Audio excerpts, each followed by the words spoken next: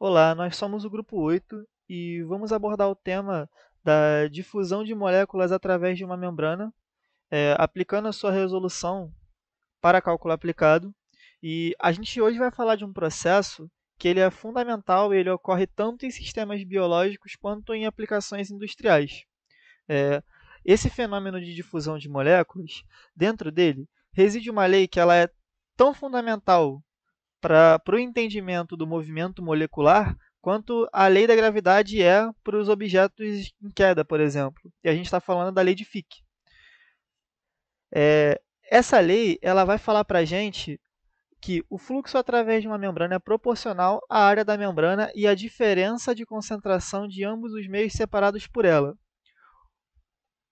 Ou seja, vamos descrever aqui um pouco a difusão para a gente poder entender melhor e contextualizar o nosso processo. E a difusão ela é um processo de transporte passivo, que a gente passa moléculas de uma região de alta concentração para uma região de baixa concentração. Isso ocorre em nossos corpos, na indústria, por exemplo. Essa difusão ela desempenha um papel importante em processos tipo a homogeneização de gases, de soluções e gases. Mas como é que a gente pode quantificar esse movimento? Como é que a gente vai poder prever a taxa em que essas moléculas vão se mover? E a resposta, né, e os estudos em cima disso foram fornecidos pelo nosso fisiologista alemão Adolf Fick, no século XIX. E a primeira lei dele vai dizer para a gente, basicamente, resumindo isso daqui, que a taxa de difusão de uma substância entre duas áreas ela vai ser proporcional ao gradiente de concentração, ou seja, a diferença de concentração entre essas duas áreas.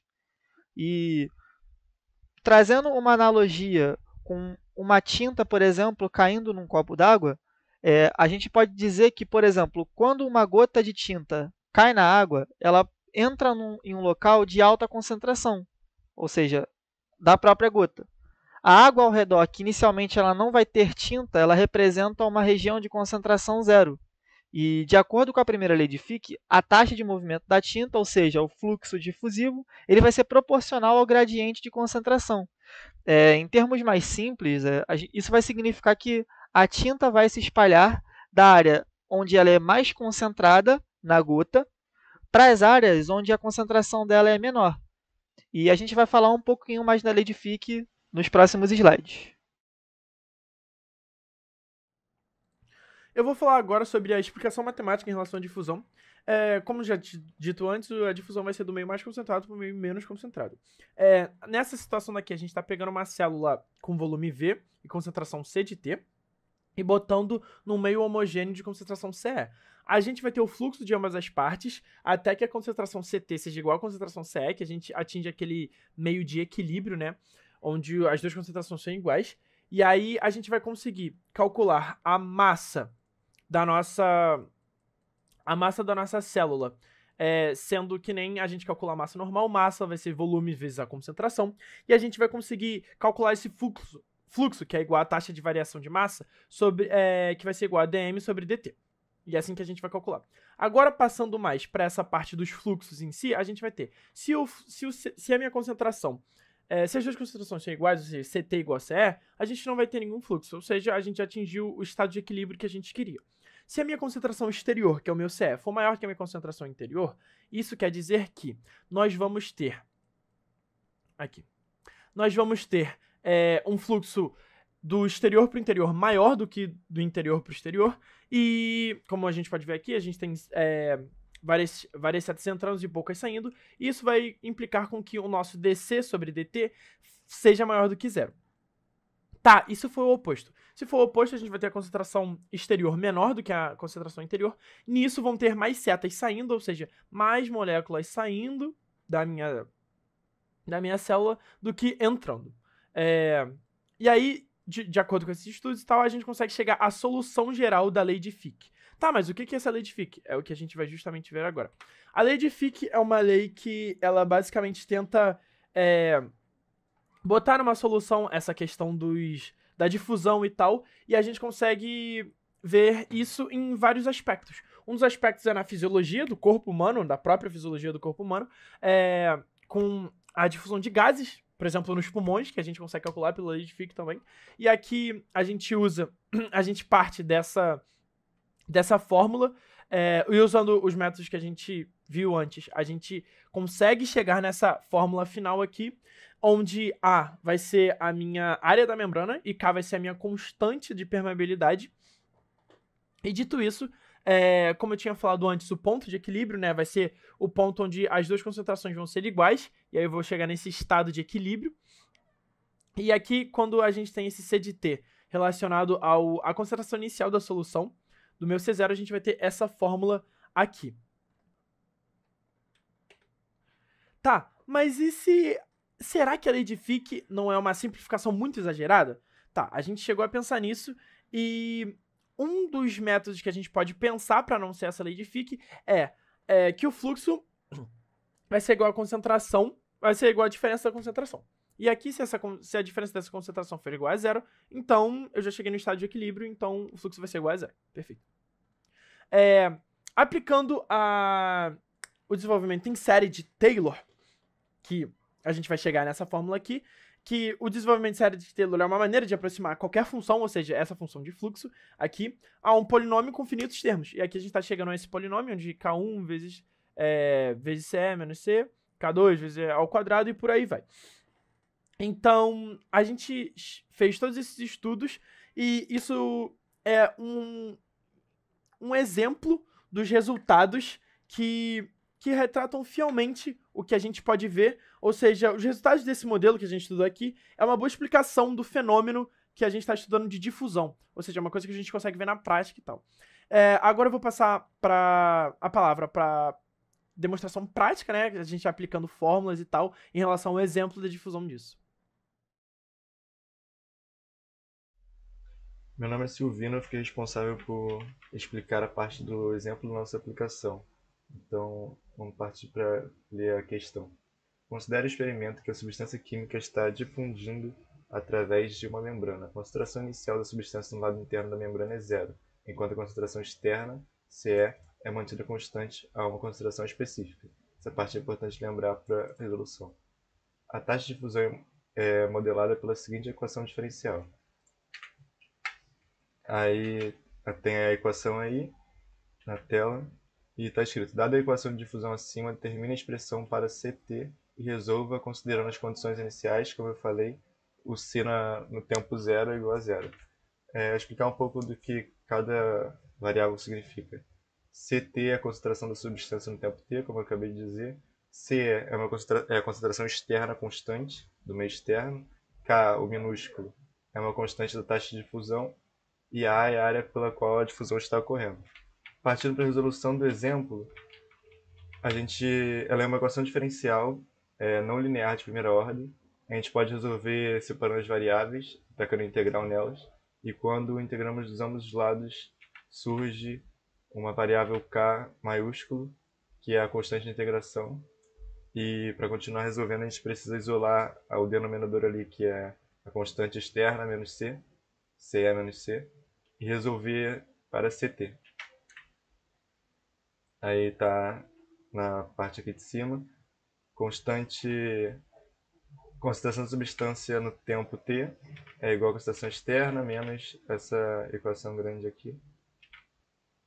E aplicando a condição inicial, que é C na posição 0 é igual a 0, temos que C, a concentração externa menos 1 sobre K é igual a 0. Então a gente volta para a equação anterior.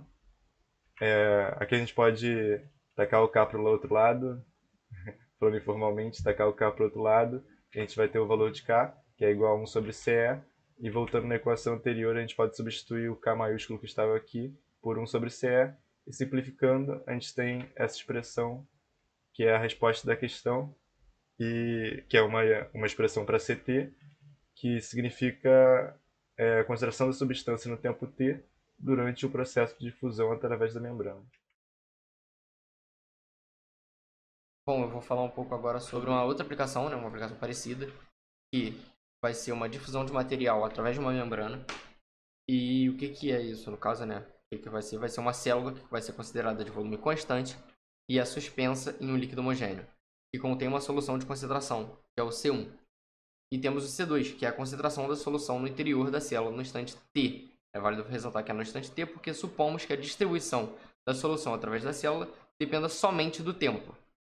E por difusão, moléculas da solução entrarão na célula e assim como outras deverão sair.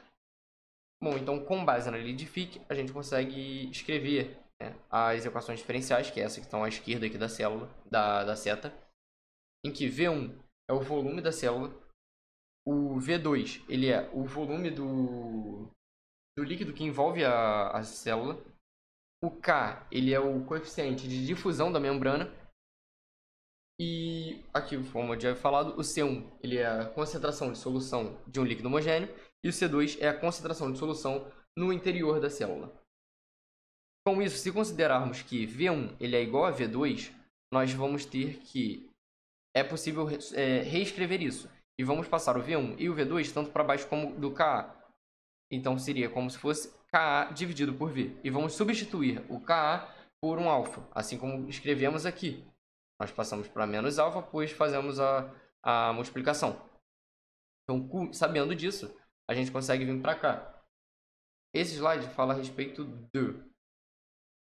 Seja A, essa matriz de coeficiente, ela é calculada a determinante de A menos lambda vezes a matriz de identidade.